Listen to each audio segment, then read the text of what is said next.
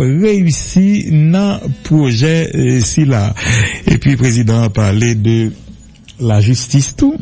Pendant tout ça, on a tout dit que président Anama qui t'a intervenu hier, Jean-Wilner Morin annoncé président, puisque j'en parlais dans les Nations Unies, son système cap marché bien et qu'elle fait tout ça capable pour le renforcer, pour l'encadrer, mais réalité sur le terrain, Jean-Wilner Morin dit, nous risquons gagner une année judiciaire qui est très largement perturbée. D'ailleurs, pour l'ouvrir là au 1er octobre, et ce qu'ils font, c'est sous fond de contestation, en pile mandat de juge qui finit par renouveler. C'est au compte-goutte président prend 2-3, le saute prend 36, alors que appareil judiciaire paralysé et en pile professionnel du droit poser tête aux questions. Est-ce que dans le cadre d'une éventuelle révision constitutionnelle, question ça a pas dû aborder cette affaire de remettre à exécutif là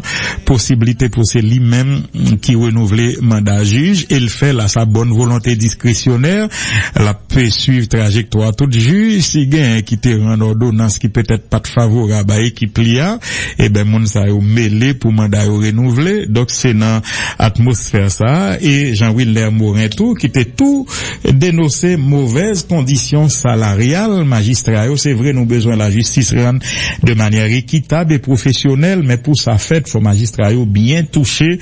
C'est toute question ça yo qui était abordé. Alors, sous question sociale, yoto, président Blié, si au 1er octobre qui pral vin là, c'est ce qu'elle gagne, t'es doué, publier nouveau salaire minimum, puisque yo te dit dans tout accord que yo signé que depuis inflation à 2 chiffres depuis le rivé dans 10, faut que yo réviser pratiquement proportionnellement à la montée du coût de la vie le salaire minimum des ouvriers. Ceci n'est pas fait et le président a même dit non sorti qu'elle t'ait fait et ça gagne quelques mois que il pas augmenter salaire à ce qui est un scandale. Gardez comparativement depuis les 350 gouttes là, gardez combien $, et puis journée jeudi a gardé combien $ vignier pour et à qui coût de la vie que malheureux yo cap vendre 100 yo et dans les usines et dans les entreprises d'assemblage, industrie d'assemblage tournées vers l'exportation et puis dans quelles conditions il y a travail. En tout cas, Réginald Boulos dans semaine n'a fait un tweet pour le dire qu'elle souhaitait que d'ici le 1er octobre que nous arrivions à un salaire minimum qui ou bien égal ou bien supérieur à 585 gouttes. 585 gouttes qui t'a voulu dire à peu près $8 américains qui pas même qu'à compenser problème yo, mais tout au moins s'il y a un geste qui fait en faveur t'as cap dit secteur ça qui sont secteurs marginalisés parce que pas oublier journée jodi li à peu près $4 américains gagnant pile l'autre monde dans famille Vob tout et qui ouais bagay yo comme ça et puis gagnant Dimitri Vob qui pensait que nous devons aller jusqu'à 600 gouttes et 600 gouttes là encore c'est pas un gros bagay, c'est vu situation que nous sommes décrit là que mon yo a vivre et 600 gouttes là ce n'est pas cher payé. Et Dimitri pensait que entreprise yo pas même besoin tant CSS si CSS pas activer tête li c'est le Conseil supérieur des salaires s'il pas activer dans ce sens ça entreprise yo même de manière pour compte unilatéral si vous voulez yo cap décider monter à au moins 600 gouttes parce que mon yo c'est clair c'est évident c'est tant coup l'eau de wash que yo pas qu'à vivre avec petit salaire ça que nous yo gen en main c'est son bagage qui plus que évident.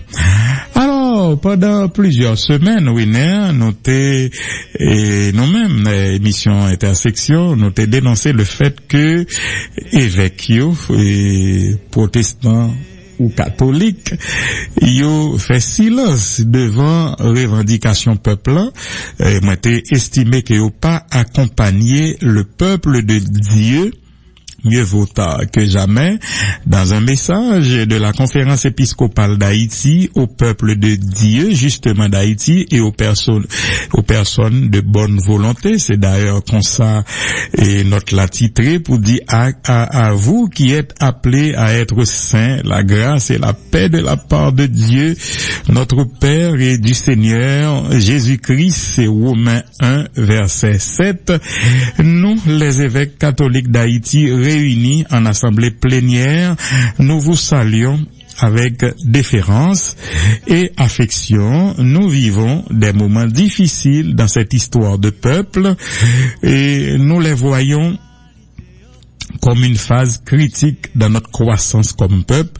C'est pourquoi nous vous exhortons à ne pas vous décourager, à ne pas vous laisser désorienter, et nous sommes à vos côtés, nous cheminons avec vous dans notre engagement comme pasteur et comme citoyen en faveur de la défense de la dignité, de la vie, de l'avenir et de l'espérance de ce peuple.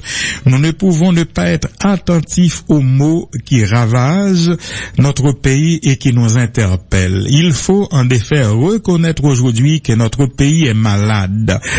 Et ces maux qui le ont sont impunité, corruption, violence des gangs armés, pour ne citer que cela. Parmi tant d'autres, la constatation de toutes ces plaies fait surgir en nous une prise de conscience citoyenne de notre responsabilité collective, du déclin de notre pays et de notre devoir de travailler ensemble à son relèvement. L'impunité se définit comme la paralysie du bras judiciaire. Elle se manifeste quand le juge n'arrive pas à rendre justice à cause de toutes sortes de pressions. Le policier s'en plaint quand il voit en liberté et sans raison fondée celui qu'il gardait sous les verrous. Par l'impunité, la justice est bafouée et l'absence de justice, c'est la présence du non-droit. Un autre grand fléau est la corruption. La corruption, c'est un mal généralisé et endémique. Érigée en système, elle tend à devenir naturelle. Elle cause de grands dommages sociaux, politiques et économiques difficilement réparables. Elle conduit tant les dirigeants que les dirigés à des pratiques mafieuses et aux impacts incalculables. Nous avons pour preuve l'affaire Petro-Caribe qui provoque un salutaire réveil de la conscience civique et patriotique. Merci l'Église. Et nous nous rendons compte que le traitement de cette affaire demande la prise en considération de ces deux aspects fondamentaux, un aspect administratif et un aspect judiciaire. En ce qui a trait au côté administratif, nous exhortons les tenants du pouvoir exécutif à remettre ce dossier aux instances étatiques habilitées à le traiter et à leur faciliter la tâche pour qu'elle soit efficiente, célère et correcte. Toute la nation a les yeux fixés sur ces instances et sur la manière dont elles vont traiter cette affaire. Nous les encourageons à s'adresser en outre, si besoin est, à d'autres experts indépendants et impartiaux comme garantie supplémentaire de crédibilité et de neutralité. Quant à l'intervention judiciaire, ne cédant pas à la tentation commune de l'impunité, elle doit être efficace. Qu'elle tranche avec courage et sans parti pris. Que tous ceux qui sont impliqués dans cette vaste affaire de corruption soient identifiés et remis à la justice pour répondre de leurs forfaits et écoper des sanctions adéquates. Cependant, l'enquête minutieusement et professionnellement menée que nous attendons seule est capable d'aider à faire la vérité et à établir la responsabilité des présumés coupables. C'est notre vœu le plus cher de voir régner la justice et de voir respecter et appliquer le verdict final des instances concernées. C'est d'ailleurs le désir du peuple tout entier. Quant aux gangs armés qui sont protégés et approvisionnés par des sponsors de tout acabit, ils projettent une image vile et repoussante sur l'écran social. Forts de leurs armes, ils piétinent effrontément la loi, ils annulent sans vergogne les droits imprescriptibles des citoyens à qui ils enlèvent la liberté de circuler chez eux. Ils entravent la sécurité du pays et conduisent vers le chemin de l'anarchie. À leurs sponsors, et nous rappelons que la violence mène à la ruine et de sa victime et de son auteur. Genèse 4, verset 10. À vous qui commettez les actes de violence contre vos frères et sœurs, nous vous rappelons le commandement de Dieu. Tu ne tueras point. Je demanderai compte du sang de chacun de vous. Genèse 9, verset 5. Tout profit résultant de la violence porte malheur. Comme fils aimé de Dieu, vous devez chercher le vrai bonheur là où Dieu veut que vous le trouviez, c'est-à-dire dans le respect de la sacralité de la vie et dans le travail digne et honnête. Genèse 3, verset 19. Aux autorités de l'État garantes de la protection et de la sécurité de chaque citoyen, nous recommandons un engagement effectif et implacable dans la lutte contre la violence aveugle imposée par les gangs armés. Nous, évêques catholiques d'Haïti, exhortons tous les fils et filles de la nation à voir dans cette crise une opportunité pour éradiquer l'impunité, la corruption, la violence des gangs armés et faire sortir définitivement le pays du marasme dans lequel il se trouve. Une nouvelle Haïti est possible si les Haïtiens et les Haïtiennes sont conscients des maux qu'ils infligent à Haïti et s'ils sont capables d'y apporter remède fermement. Nous sommes à une phase critique de notre histoire. Cherchons à bien la gérer afin de faire émerger cette nouvelle Haïti que nous souhaitons. Fort des ressources de la foi chrétienne, des valeurs éthiques et morales et civiques, nous ne saurions accepter l'état de déliquescence intolérable de notre pays et nous sentons que nous sommes munis d'énergie, de savoir et de volonté pour travailler ensemble à sa transformation. Nous renouvelons ici l'engagement de l'Église catholique qui a accompagné et continuera d'accompagner la vie de chaque nation dans le combat contre tous ces maux que nous avons dénoncés avec vigueur, œuvrant afin qu'Haïti devienne et demeure une terre de dignité, de liberté, d'amour, de justice, de paix et d'espérance. Que la bienheureuse Vierge Marie, Notre-Dame du Perpétuel Secours, patronne et protectrice d'Haïti, intercède pour nous et pour cette nation bénie, donnée au Cap haïtien le 27 septembre 2018 en la fête de Saint-Vincent de Paul. Suivent les signatures des évêques présents à cette assemblée.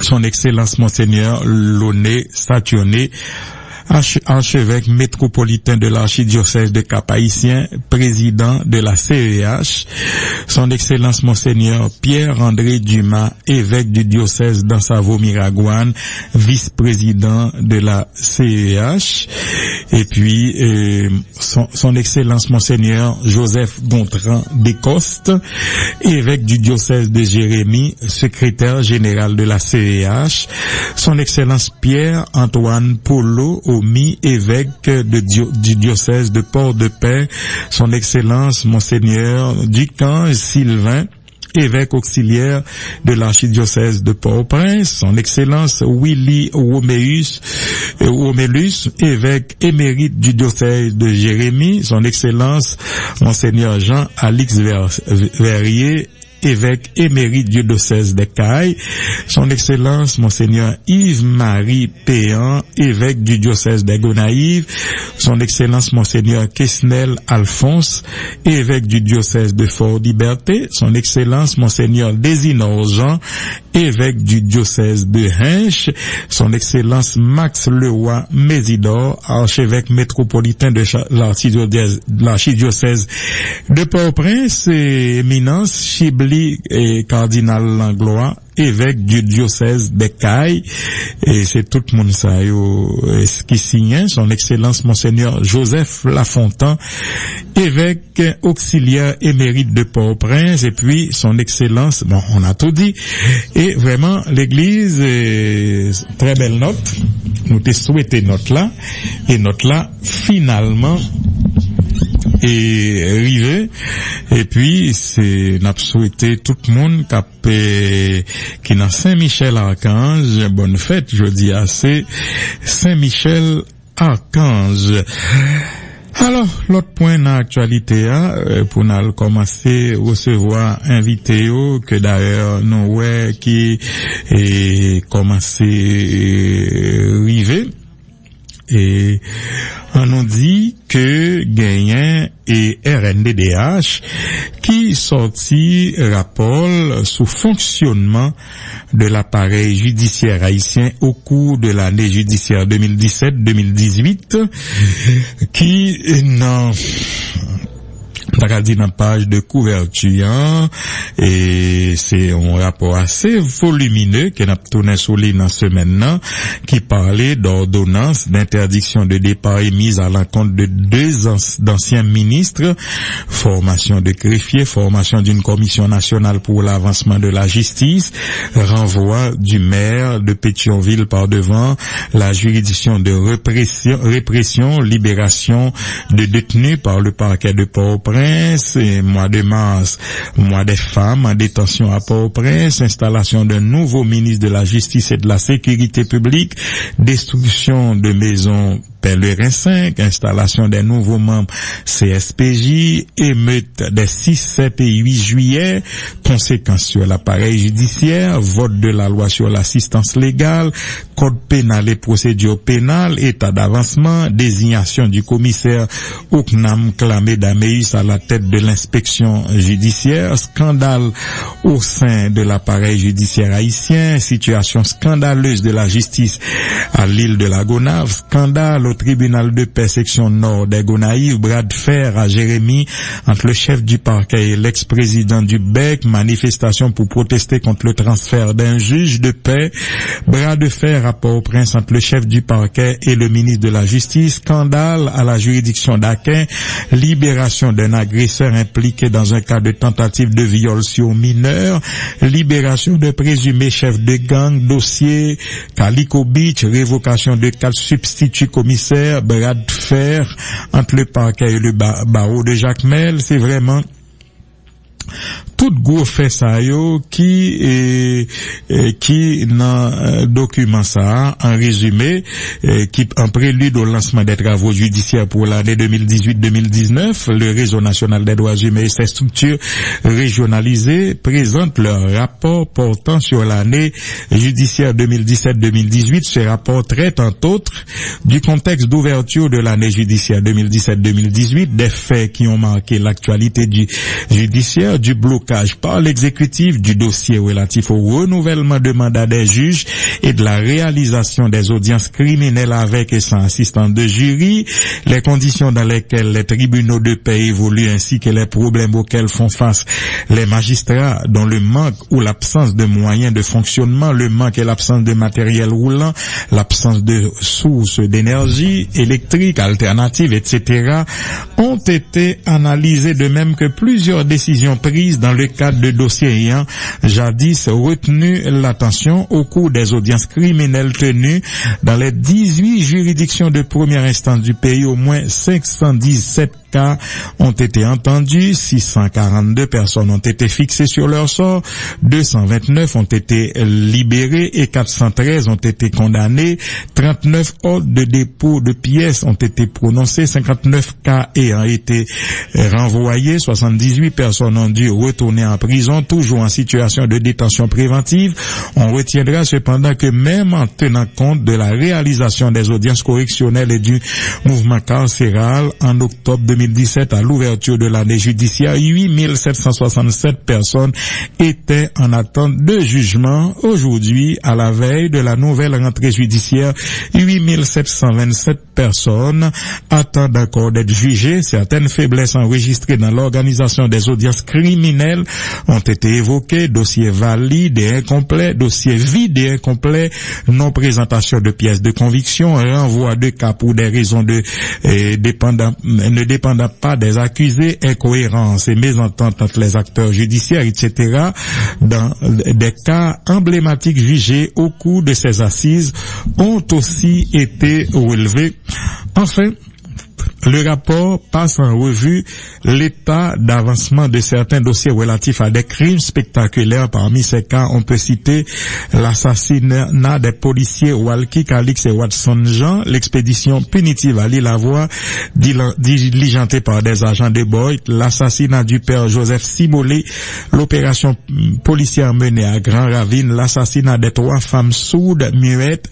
Le rapport est assorti de commentaires et de recommandations pouvant permettre aux autorités judiciaires de démarrer l'année 2018-2019 sur de meilleures bases. Voilà, c'est un rapport volumineux que nous tourné sur lui, certainement parce que qui nous un état général de situation et système judiciaire là, et pour année nous tourné sur lui très certainement. Alors, nous allons mettre un thème à émission, à mise en contexte là, pour nous recevoir et vidéo. Nous dit vraiment merci à tout auditeur fidèle qui était là avec chaque samedi d'ailleurs pour suivre émission Silas, sans ne pas oublier que M. André Michel qui rappelait que pour lui dossier procès Petro-Caribé a commencé parce que les avocats de la partie civile informent que la phase d'instruction du procès Petro-Caribé a démarré formellement et officiellement jeudi 27 septembre 2018 avec l'audition des plaignants Johnson, Colin et Gary Alliance qui a duré près de 2 heures au cabinet d'instruction. Sans entrer dans des détails de l'instruction à cette phase de l'enquête, les plaignants ont très clairement expliqué aux juges comment ils sont à la fois des victimes directes et indirectes de la dilapidation des 3,8 milliards de dollars américains du fonds Petro-Caribé. 2 autres plaignants, Fausta Maisonneuve et Maurice Noël, comparaîtront le mardi 2 octobre prochain par devant le cabinet d'instruction pour être entendus par le juge d'instruction dans le cadre de cette même affaire. Le démarrage de l'instruction représente un sérieux camouflet juridique pour celles et ceux qui répétaient sans cesse qu'il fallait attendre la Cour des comptes avant de démarrer le procès, ce que nous avons toujours contesté. C'est un terrible désaveu pour le commissaire du gouvernement de Port-au-Prince qui, perdu dans les méandres de la procédure pénale, avait demandé au juge d'instruction de surseoir à l'instruction du dossier Petro-Caribé. En attendant le rapport de la Cour des comptes et du contentieux administratif, la population doit le comprendre. Dans ce procès, les avocats de la partie civile ont opté pour la stratégie du fait accompli qui consiste à mettre la justice face à ses responsabilités, même si nous ne faisons pas vraiment confiance à la justice dans un contexte politique dans un contexte politique où les dilapidateurs des 3,8 milliards de francs et de dollars de fonds Petro-Caribé sont au pouvoir. Dans le cadre de cette stratégie de combat, une solide requête sera acheminée au juge d'instruction d'ici la semaine prochaine pour exiger l'arrestation des principaux dilapidateurs des fonds, des saisies provisoires sur leurs biens meubles comme leur compte bancaire, la position de scellés sur leurs meubles comme la maison luxueuse de Martelly située à Saint-Marc, l'interdiction de départ contre certains dilapidateurs des 3,8 milliards de dollars américains du fonds Petro-Caribé. Dans le cadre de cette stratégie, nous demanderons au juge d'instruction, par exemple, de prendre une ordonnance pour informer notaires et arpenteurs de la République ainsi que les banques haïtiennes et étrangères que les personnes poursuivis au cabinet d'instruction dans le cadre de dossiers Petro-Caribé ne sont pas habilités à opérer de transactions financières jusqu'à nouvel ordre. Nous demanderons au juge d'instruction au nom de l'entraide judiciaire et de policière internationale de prendre des mesures pour demander aux pays amis de nous aider à retracer les biens acquis chez eux par les dilapidateurs du fonds Petro-Caribé, de les saisir provisoirement. Les biens meubles et immeubles de leurs proches en Haïti et à l'étranger seront également frappés provisoirement de saisie conservatoire, comme par exemple l'hôtel de Stéphanie Valmian Vildouin, situé en République dominicaine, dissimulé sous le nom d'un proche. Nous mettrons donc la justice face à ses responsabilités. C'est le refus éventuel du juge d'instruction de faire droit aux demandes de la partie civile qui donnera naissance à un véritable bras de fer entre le juge d'instruction et les avocats de la partie civile. Voilà en filigrane la stratégie de combat des avocats de la partie civile. De l'autre côté, la mobilisation populaire doit continuer pour forcer la justice à assumer ses responsabilités. C'est la mobilisation des citoyens qui fera arrêter les voleurs. D'ailleurs, nous l'avons toujours dit, nous le redisons encore, Jovenel Moïse est le principal obstacle à l'aboutissement du procès Petro-Caribé puisqu'il a été placé au pouvoir par les dilapidateurs des 3,8 milliards de dollars américains du fonds Petro-Caribé. De plus, selon le rapport Beauplan, Jovenel Moïse, lui aussi, à travers Sofener et Agitrans, est personnellement impliqué dans la dilapidation des 3,8 milliards de dollars américains, d'où la nécessité de poursuivre la mobilisation citoyenne pour créer les conditions indispensables, les conditions politiques indispensables à l'organisation du procès Petro-Caribé. C'est pourquoi nous invitons l'ensemble des citoyens et citoyennes à participer activement à cette grande journée de mobilisation nationale contre la corruption lancée par le secteur démocratique et populaire pour le 17 octobre 2018. André Michel, avocat de la partie civile. Merci de votre fidélité à cet espace et ramassé. Merci à inviter au Cap fait diligence rive bonheur pour nous débattre en pile sujet que nous gagnons sous table pour matin. Vraiment, bonne écoute de ramasser la pause et à tout à l'heure.